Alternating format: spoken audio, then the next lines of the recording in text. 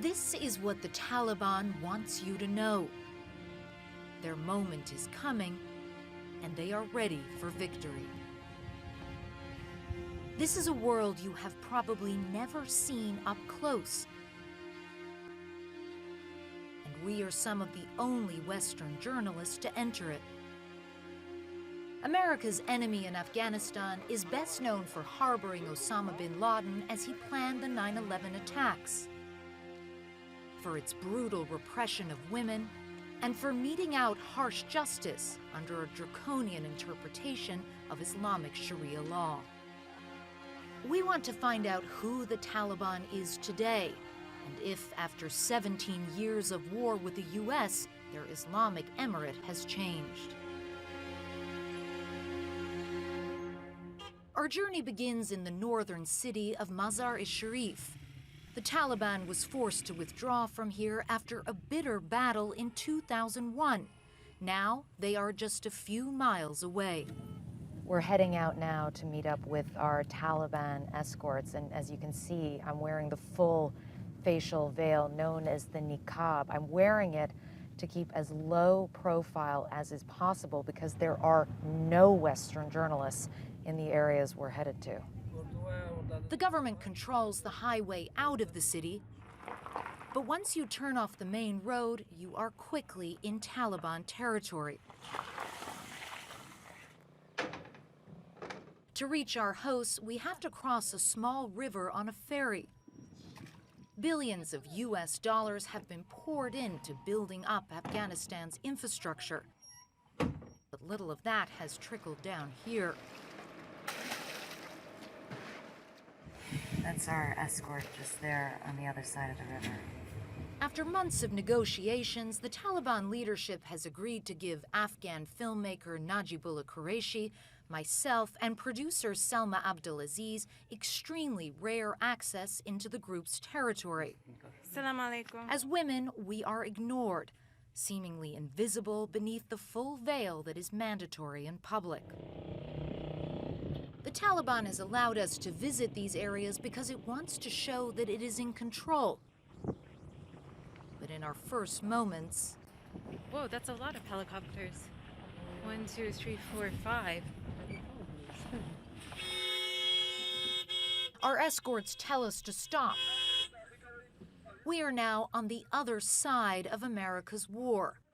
In recent months, the U.S. has dramatically stepped up the number of airstrikes on the Taliban. The militant's flag makes us a conspicuous target. But we have no choice but to push on. Our first stop is a clinic that has been run by the Taliban since they took control of this area almost 2 years ago. A plaque at the door reveals it was a gift from the Americans in 2006. Suddenly, a young girl outside is hit by a motorcycle.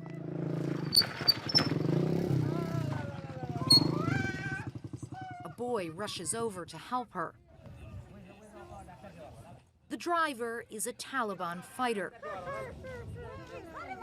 He slings his gun over his shoulder and wanders over, apparently unconcerned. Life here is brutal. The girl is rushed inside, her frantic mother following behind. Is she okay?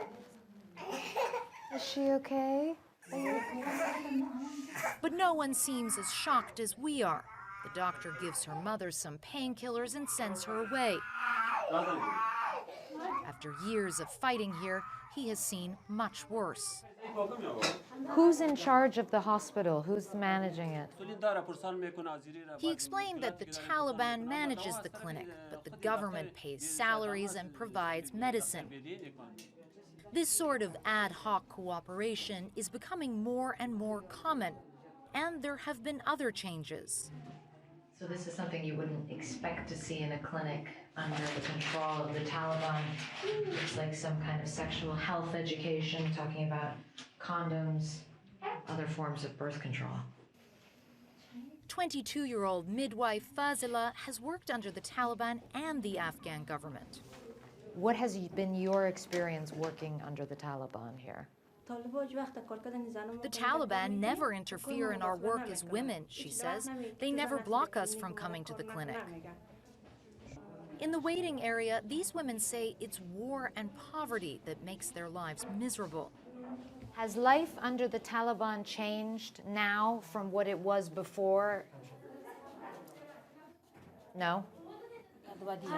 We are trapped in the middle, the woman says, and we can't do anything. It's just so sad to see how desperate people are here. The women telling me they don't have enough food to eat, they don't have the proper medicines to treat their disabled children. All they want is peace and some improvement to their quality of life. It's getting late and we need to get to our accommodation. The Taliban turn off cell phone service after dark. This is when we are most vulnerable. Assalamu alaikum. The next morning, we're taken to a madrasa, or religious school. Under Taliban rule in the 90s, girls were banned from going to school. But we find boys and girls studying. Raise your hand if you know how to read. Okay, 1, 2, 3. You can read and write. Do you know what you want to be when you grow up? A doctor. Bravo. What's your favorite subject in school? Maths. You're smart. Teacher Yar Mohammed splits his time between the front lines and the classroom. His AK-47 never leaves his side. The emirate has instructed education departments to allow education for girls of religious studies, modern studies, science, and math, he says. But there's a catch. Once they reach puberty, girls cannot go to school with boys. And the sad reality is that few in rural areas like this see women's education as a priority. The Taliban's focus now is on showing it can govern effectively. Across the country, the group has appointed shadow governors like Maulavi Haksar. For his security, Haksar is always on the move. When the villagers hear that he is visiting, they quickly line up to air their issues. There are disputes over money and land ownership. Your petition will be dealt with tomorrow, Haksar says. Corruption is rampant in the Afghan government. The Taliban has a reputation for delivering quick, if harsh, justice. The Islamic Emirate has laws, this man says. It has an Islamic Sharia system in place. Haksar agrees to sit down with us. His bodyguard listens for security updates on the radio. We start out by asking about the Taliban's brutal tactics and the U.S. concern that they could once again offer safe haven to terrorists. Whether it's the Americans or ISIS, no foreign forces will be allowed in the country once we start ruling Afghanistan. Are there real efforts being made to stop killing civilians? Those responsible for civilian casualties are the ones who came with their aircrafts, artillery, B-52, and heavy weaponry. In reality, the Taliban is responsible for thousands of civilian deaths in the last 3 years alone.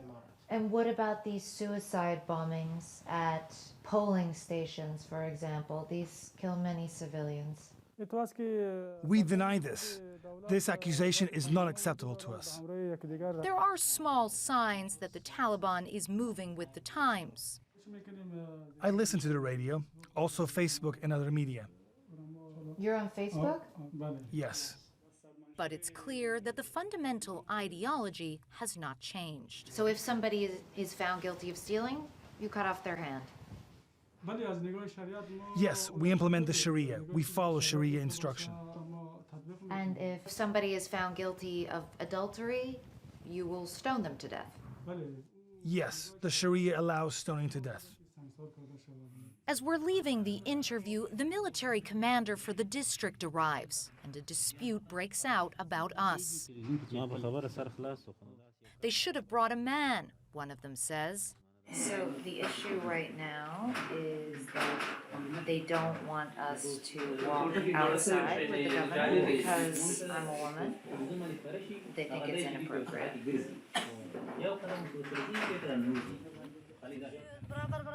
We agree to follow the men at a distance, something I've never had to do in my career.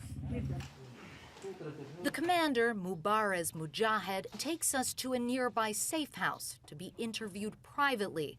We are warned that political questions are off the table. Do you want to see peace between the Taliban and America? It would be better if this question was put to the spokesperson of the Islamic Emirate. Do you feel like the Taliban is winning the war? God willing, we are hopeful. We are supported by God. He wants to show off his forces for our cameras. His men are gathering just outside the village. It is exceptionally rare and dangerous for dozens of fighters to congregate in one place. I have been coming to Afghanistan for more than 10 years. I never imagined that I would be reporting from here in the heart of Taliban territory, but we're not going to stay long here because gatherings like this can be a major target for airstrikes. But the commander says America's military might can't keep them from victory.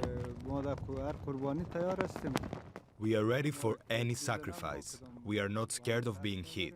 This is our holy path. We continue our jihad.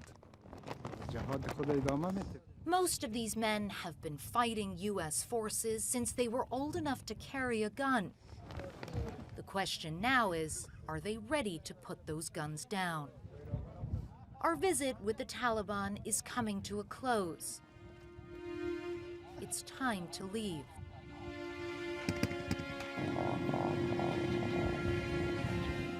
For a large part of Afghanistan, the prospect of a Taliban resurgence remains horrifying. But for many here, it makes little difference who is in charge. After decades of war and hardship, they'll turn to anyone who promises peace.